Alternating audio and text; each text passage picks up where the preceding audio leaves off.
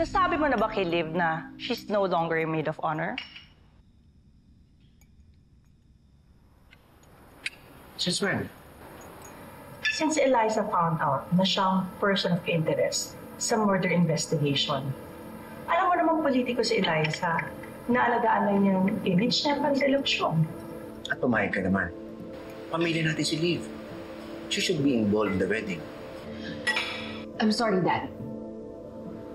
I just want to keep my peace, kaya pumayag ako. I'm sorry.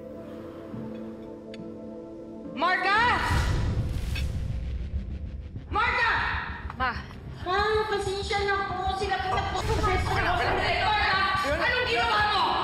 Ikaw napakawalang hiya mong babae ka talaga? Yan ang problema. Bakit galit na galit ka? Itanong mo siya sa asawa mo kung ano ginawa niya. Tanong mo! What are you talking about? Siya ang nagpadala ng video sa mga polis. Siya ang nagigdag kay Liv.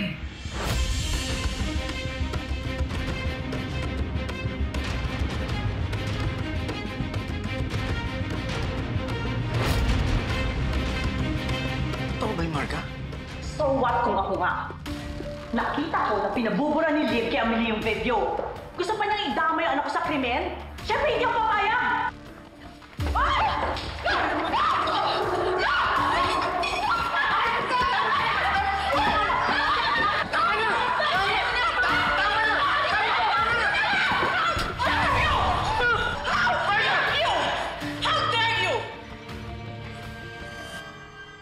Hayaan mo naman.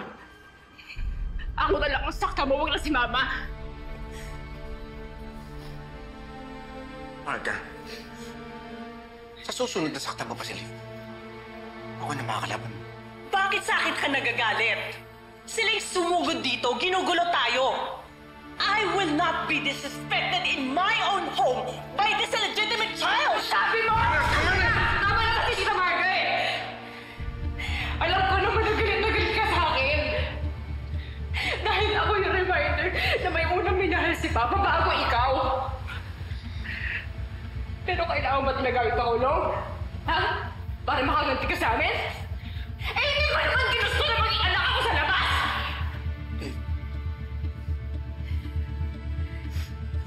Tama na. Walang konsensya yung babaeng yan. Kakasayalan tayo ng oras dito. Halika na.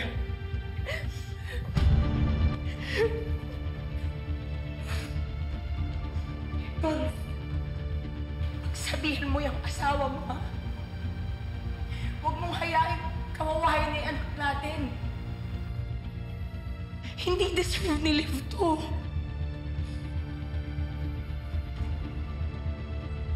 Kaya na.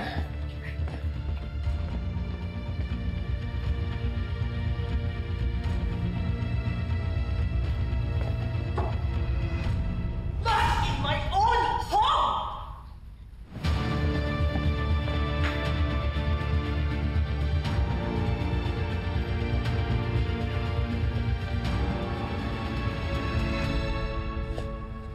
Ano may nagawa kay Liv?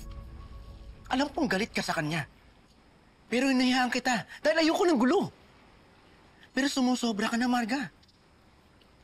Sinasadya mo ipahamak si Liv. Hindi mo ba naisip na pinapahamak ni Liv ang anak natin? She asked our daughter na pagtakpan siya, making Amelie an accessory to the crime. In my own way, I'm just trying to protect her daughter. Huwag mo na akong paikutin, Marga. And stop talking about Liv like a criminal. Ano siyang kasalanan? Where are you going? Sa guest room ako matutulog. Hindi kita kayang tabihan niyo yung gabi.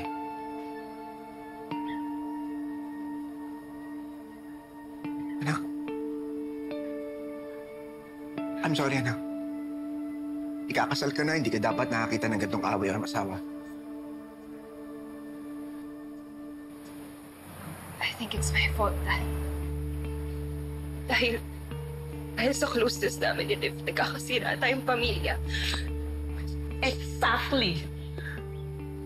Anak. Hindi totoo yan. Alam mo ba, isa sa nagpapasaya sa akin, yung pagiging malapit niyo magkapatid. Kaya wag mo sasabihin yan. Hindi tayo sinisira ng pagiging malapit niyo ni Liv. Ha?